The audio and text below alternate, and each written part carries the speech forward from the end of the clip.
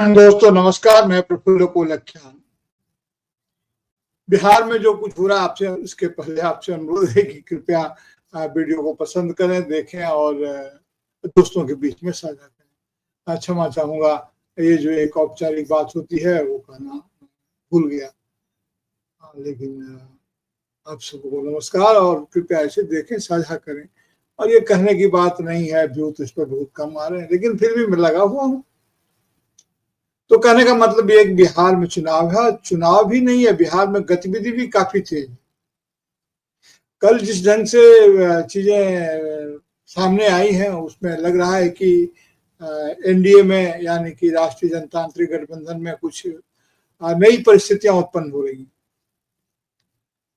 पिछले दिनों नीतीश कुमार जी को लेकर के और चिराग पासवान को लेकर के उपेंद्र कुशवाहा सभी अपनी अपनी बात कह रहे थे, लेकिन कल चिराग पासवान जी ने जिस अंदाज में ये कहा कि बिहार के सभी सीटों पर उनकी पार्टी चुनाव लड़ेगी, अगर सभी सीटों पर उनकी पार्टी चुनाव लड़ेगी तो फिर गठबंधन का मतलब क्या हुआ? तो क्या वे गठबंधन से बाहर आ गए हैं? और वे जिन बातों की तरफ इशारा कर रहे थे और वो कह रहे थे कि घर से निकाला गया, मुझे समाप्त करने की कोशिश की गई, ये सब किसने किया था और किसके खिलाफ वो बोल रहे थे? है तो गठबंधन में और मंत्री भी केंद्र में। अब केंद्र सरकार की स्थिति यह है कि वो चाहे जो भी कहें, उनको मंत्री पद से हटाने की स्थिति में है नहीं, क्योंकि उनके साथ 7 सांसद भी हैं और जो सरकार का समर्थन कर रहे हैं।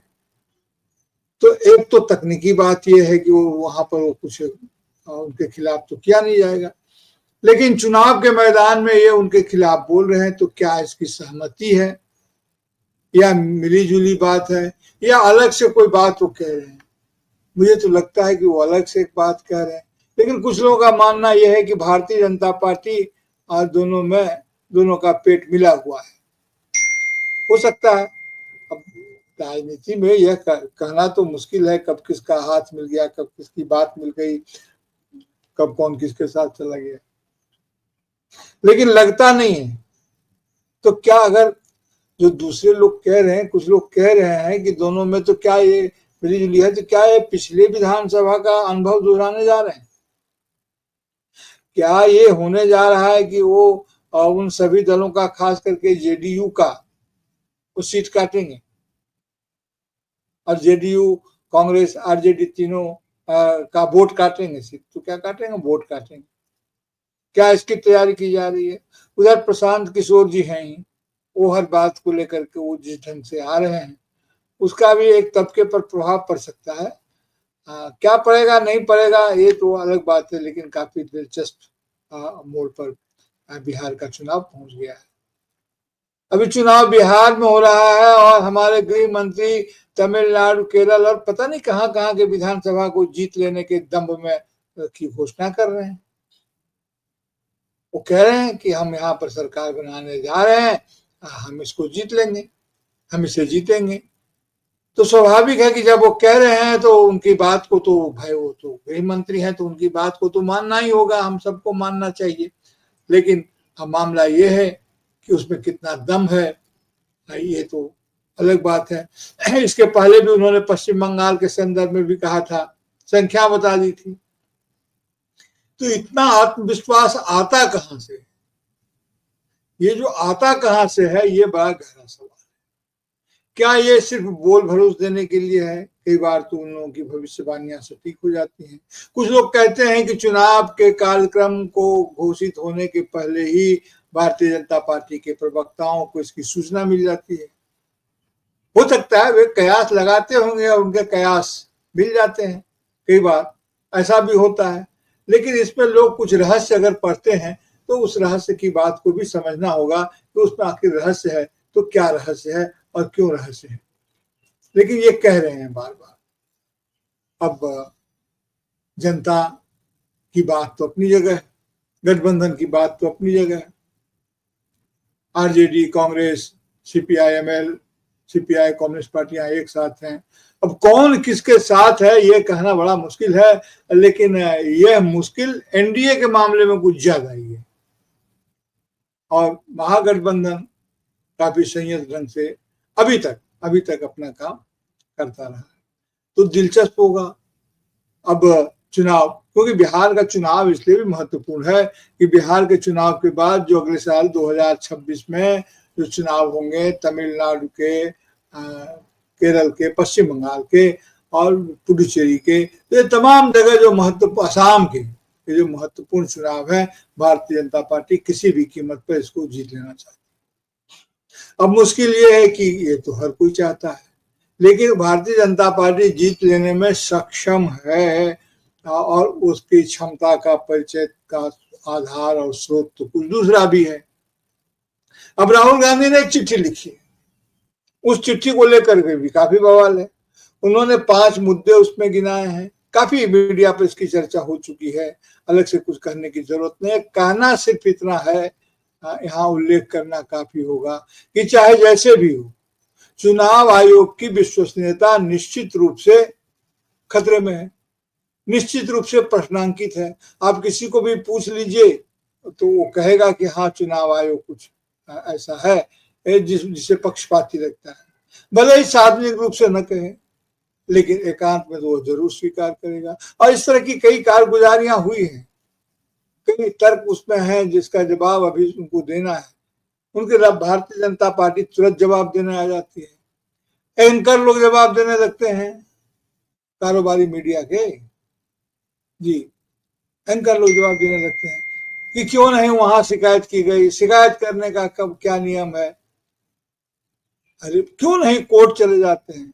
कोई ये नहीं बताता है कि मामला ऑलरेडी कोर्ट में है, पहले से कोर्ट में है, जहां चुनाव आयोग ने वक्त मांगा है।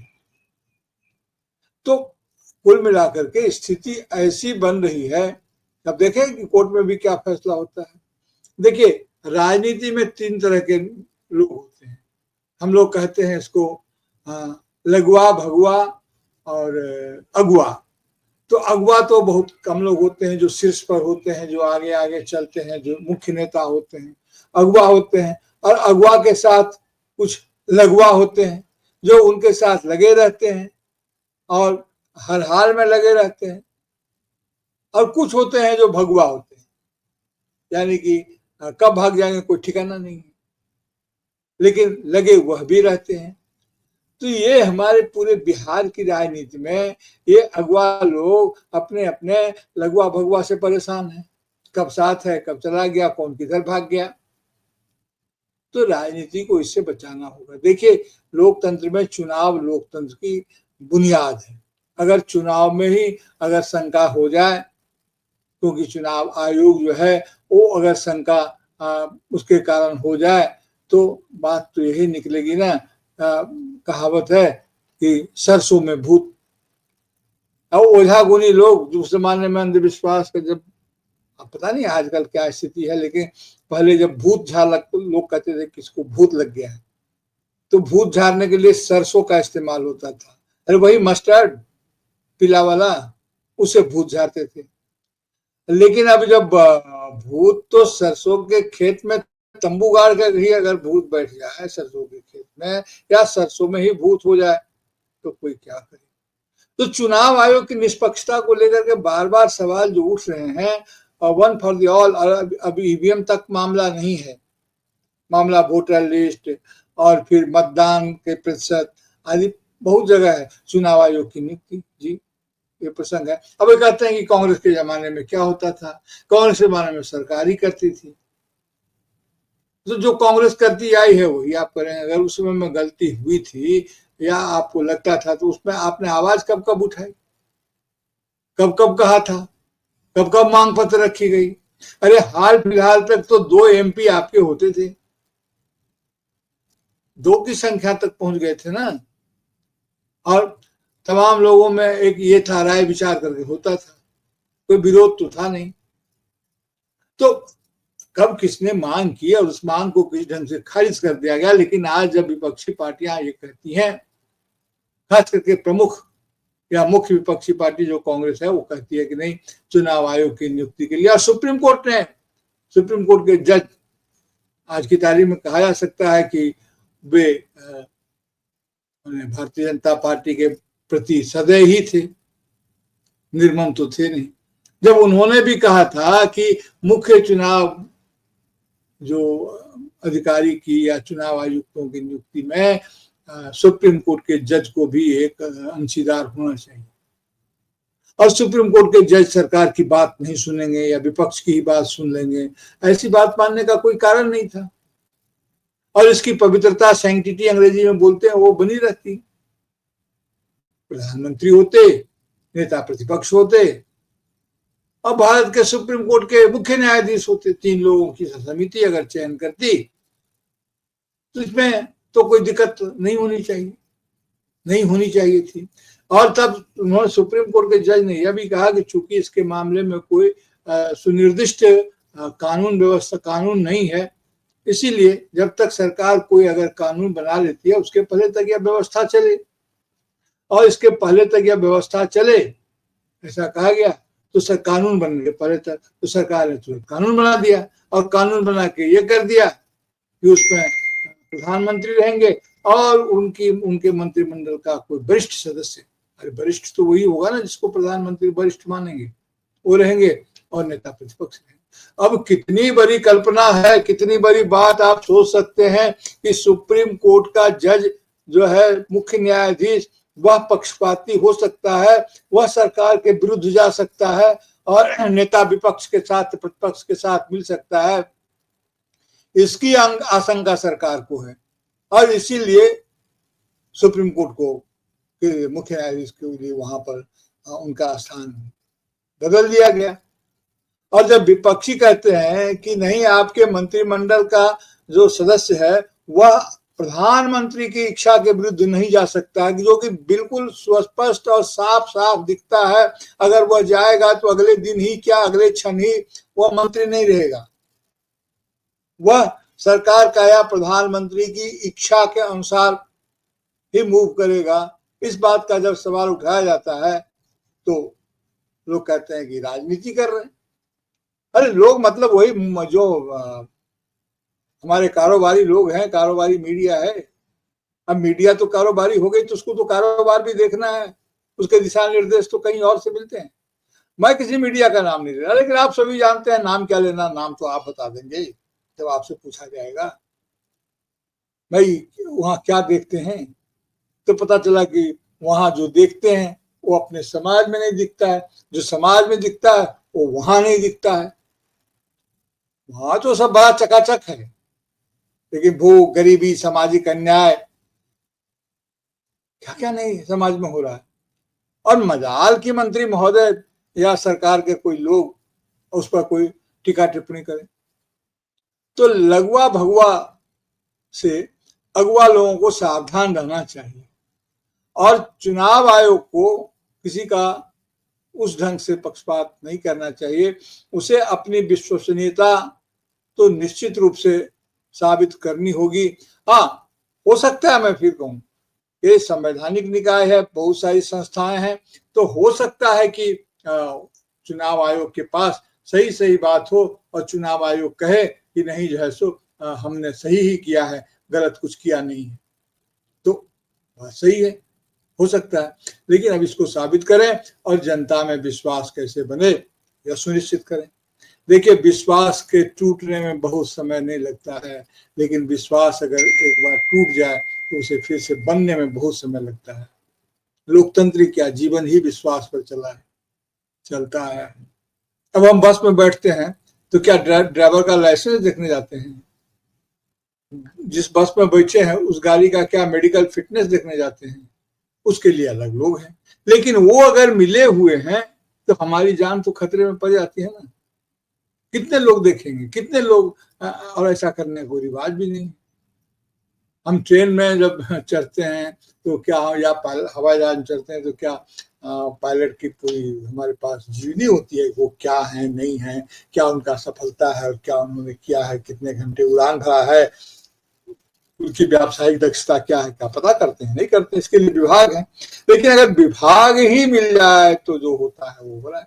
तो कहने का मतलब ये है हमारा कि चाहे जैसे भी हो, आप चुनाव आयोग की विश्वसनीयता अगर हासिल नहीं रहती है, उस पर नहीं रहता है, तो निश्चित रूप से लोकतंत्र पर लोगों का विश्वास नहीं होगा।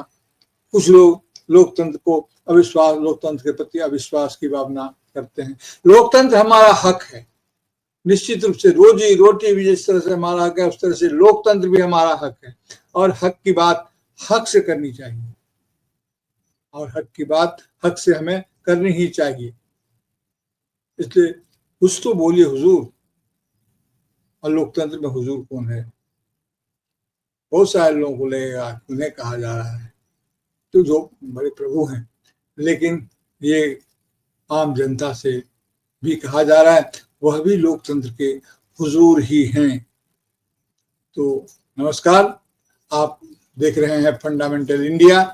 आपसे फिर अनुरोध है कि कृपया इस कार्यक्रम को पसंद करें, देखें और अपनी टिप्पणी दें, दोस्तों के बीच में साझा करें, ताकि हम कार्यक्रम को और बेहतर ढंग से पेश कर सकें। कार्यक्रम को बेहतर ढंग से पेश करने के अलावे और कोई मकसद नहीं है।